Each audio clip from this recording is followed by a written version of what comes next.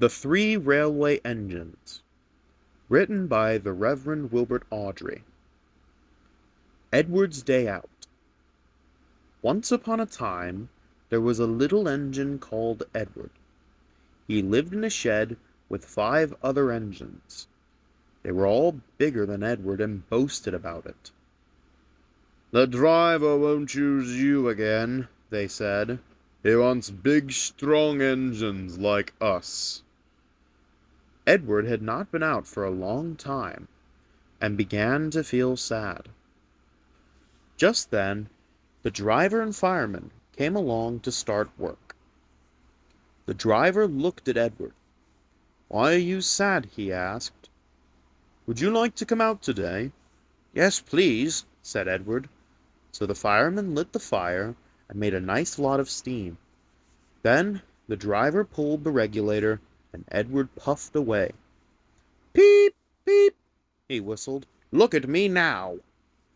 The other engines were very cross at being left behind. Away went Edward to get some coaches.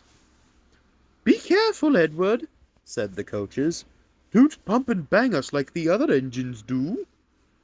So Edward came up to the coaches very, very gently, and the shunter fastened the coupling.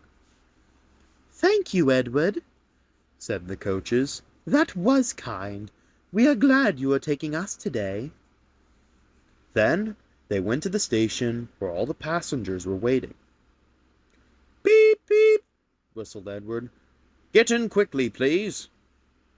So the people got in quickly, and Edward waited happily for the guard to blow his whistle and wave his green flag. He waited and waited. There was no whistle, no green flag. Beep, beep, beep, beep, beep. Where is the guard? Edward was getting anxious.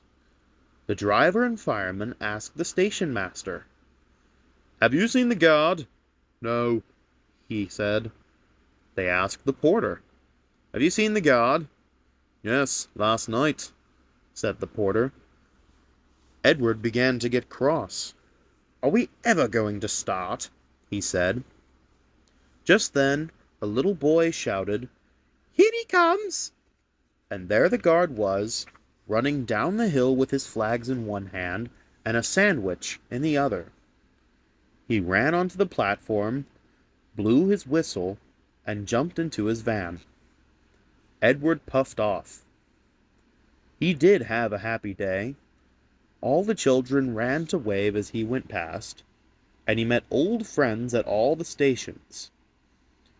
He worked so hard that the driver promised to take him out again next day. "I'm going out again tomorrow," he told the other engines that night in the shed. "What do you think of that?" But he didn't hear what they thought, for he was so tired and happy that he fell asleep at once.